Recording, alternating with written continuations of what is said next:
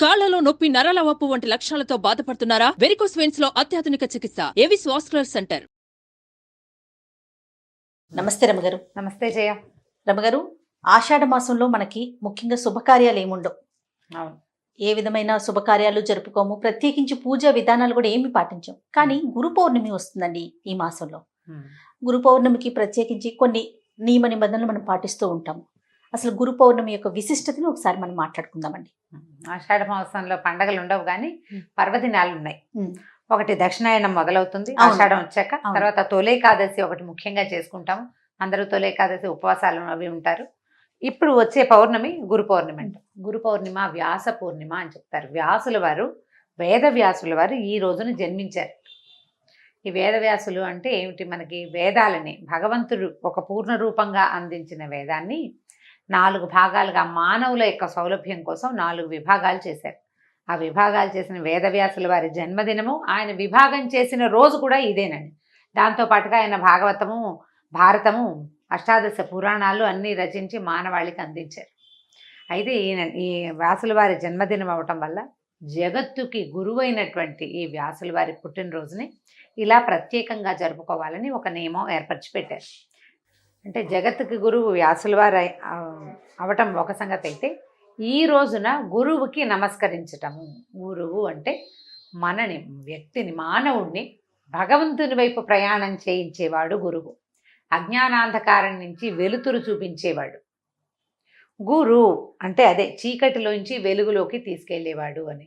అక్షరజ్ఞానం లేనివాడికి అక్షరబోధ చేసినవాడు, ఆత్మజ్ఞానం లేనివాడికి అది ఇచ్చినవాడు, ఆధ్యాత్మికమైన ఆలోచన లేని వాడిని ఆధ్యాత్మికమైన పయనాన్ని చేయించిన వాళ్ళు గురువులు. అలాంటి గురువుని స్మరించి, నమస్కరించి, పూజించడం కోసం ఈ రోజుని ఒక పర్వదినంగా మనం జరుపుకుంటాం. మనకి ప్రతివాడికి గురువు అవసరమే, ఖచ్చితంగా అండి. ఏది నేర్చుకోవాలన్నా మనిషి పుట్టగానే ఏం నేర్చుకుంటాడు? వాడంతటి వాడికి వచ్చేది వేల్చీకటం ఒకటి వస్తుంది అంతే. ఎక్కడున్నా సరే ప్రకృతి చాలా చోట్ల గురువుగా ప్రవర్తిస్తుంది. అమ్మ నాన్న కొంతవరకు మనకి గురువులుగా ఉంటారు. తల్లి ప్రథమ గురువు, తండ్రి కొంత మటుకు గురువుగా వస్తారు. ఆ తర్వాత ప్రపంచాన్ని మనకి పరిచయం చేసేవాడు గురువే. ఈ గురువుని బ్రహ్మ విష్ణు మహేశ్వర స్వరూపంగా, త్రిమూర్తులుగా ప్రతీకగా గురువుని పూజించడం భారతీయుల యొక్క సాంప్రదాయం. గురువుని గౌరవించాలి. తాకకూడని, కాలు తగలకూడని విషయాలలో గురువు ప్రధానమైన వాడని చెప్పారు చాణక్యుల వారు. కొన్నిటికి కాలు తగలకూడదు. గురువుకి గనక మన కాలు తగిలితే జన్మ జన్మాలకి మనం నరకంలో పడిపోతామని చెప్తారు. మనం ఇప్పుడు మన గురువు అంటే ఆధ్యాత్మిక గురువులు అందరికీ ఉండకపోవచ్చు, కానీ విద్యా గురువులు అందరికీ ఉంటారు ఖచ్చితంగా. ఇప్పుడు ఏ కుల వృత్తో నేర్చుకుంటారు. చిన్న పని, బతకటానికి ఉపయోగపడేది, జీవికకి ఉపయోగపడే పని నేర్పించిన వాడు కూడా గురువే. ఓ చిన్న మెషిన్ టైలరు, అతనికి మొదట కత్తిరింపు, కుట్లు నేర్పించిన వాడు గురువు. ఓ కుమ్మరి, మొట్టమొదట అతనితో ఆవం పెట్టించిన వాడు గురువు. అట్లా ప్రతి వాళ్ళకి గురువు ఉంటాడా? ఈ సాధారణంగా జీవికకి ఉపయోగపడే గురువు ముఖ్యమైన వాడు మన జీవితంలో. అదే కాకుండా మనకి భగవంతుని వైపు ప్రయాణం చేసే అవకాశాన్ని ఇచ్చేవాడు. మనం ఏ చీకటిలోనో మగ్గిపోతుంటే మనకి దారి చూపించే గురువుని ఈ రోజున పూజించాలి. అట్లా ప్రతి వాళ్ళకి ఒక్కొక్కళ్ళకి ఒకే గురువు ఉంటారు. ఆధ్యాత్మిక గురువులు కుటుంబ పరంగా అసలు వంశానుగతంగా అందరికీ ఆయనే ఉంటారు. మొత్తం వంశం వాళ్ళందరూ ఆ గురువు గారినే స్మరిస్తారు. అలాంటిది ఒక పద్ధతి ఉంటుంది. తండ్రే ప్రథమ గురువని భావించేవాళ్ళు. ఇట్లా ఎవరి విధానాన్ని బట్టి వాళ్ళు ఈ రోజున ఆ గురువుని పూజించటము, నమస్కరించటము. ఒకవేళ పూజించి నమస్కరించలేము, మనం వాళ్ళెవరు మనకు అందుబాటులో లేరు, వారిని తలుచుకుని నమస్కారం చేసుకోవటం. మామూలుగా శివ పూజ, ఇంట్లో పూజ చేసుకునే పూజ చేసుకోవటం. అక్కడి నుంచి మనం ఎవరి వల్ల మన జీవితం బాగుపడిందని భావిస్తామో వాళ్ళని కూడా గురువుగా భావించి ఈ రోజున పూజించాలి.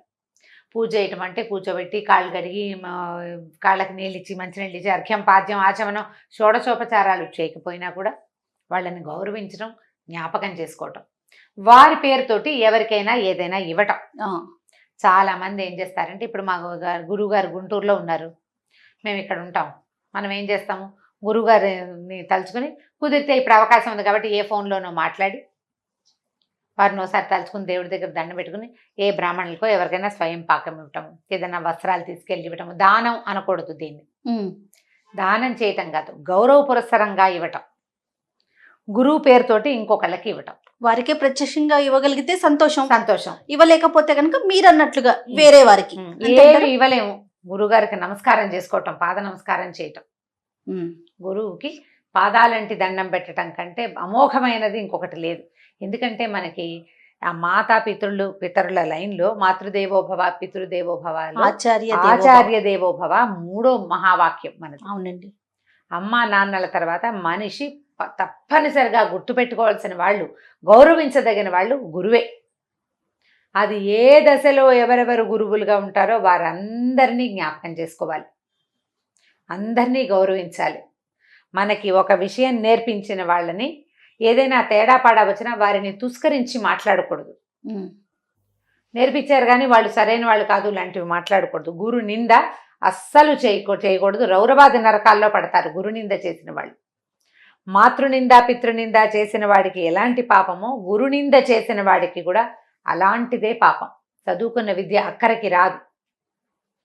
ఎవరి దగ్గరైనా అబద్ధం చెప్పచ్చు కానీ గురువు గారి దగ్గర అబద్ధం చెప్పకూడదు.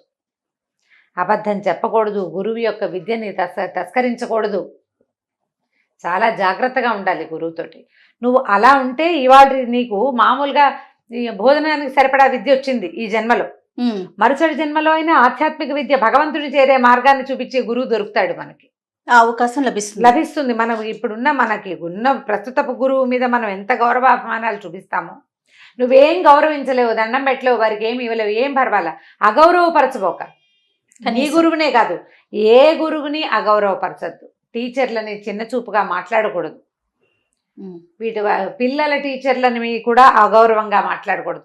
మనం మాట్లాడితే పిల్లలు కూడా అదే నేర్చుకుంటారు కదా, నేర్చుకుంటారు. అది చేయకూడదు. అది చేయకపోతే మనం భగవంతుని చేరే మార్గానికి అవసరమైనటువంటి ఆత్మవిద్య, ఆధ్యాత్మ విద్య మనకి లభిస్తుంది ఒక గురుముఖతః.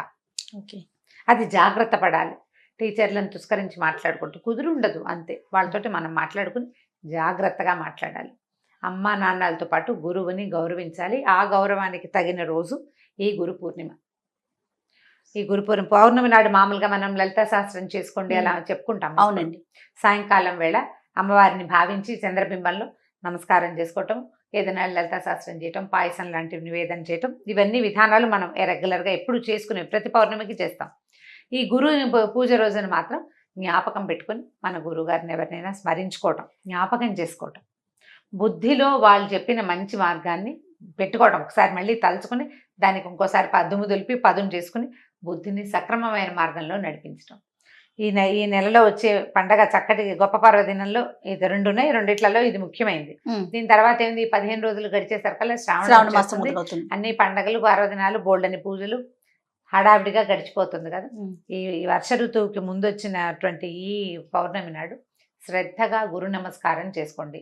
దక్షిణామూర్తి స్తోత్రం కానీ హయగ్రీవ స్తోత్రం కానీ ఈ రోజున చదువుకుంటే పిల్లలకి విద్యాభివృద్ధి జరుగుతుంది. విద్యార్థులు ఎవరైతే ఉంటారో వాళ్ళకి ఒక్క శ్లోకానైనా చెప్పి నేర్పించి చదివించు.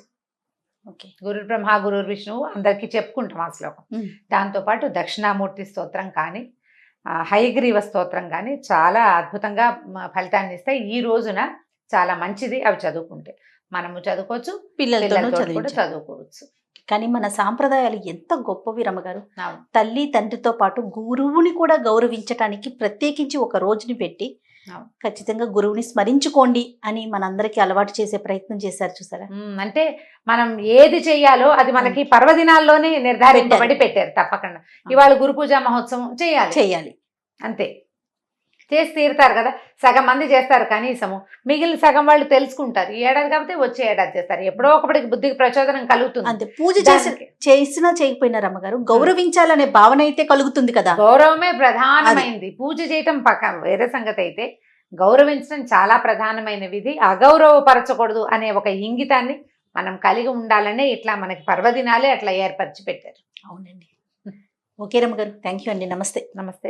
సుమన్ టీవీలో మీ పర్సనల్ అండ్ బిజినెస్ ప్రమోషన్స్ కోసం కింది నెంబర్కి కాంటాక్ట్ చేయండి.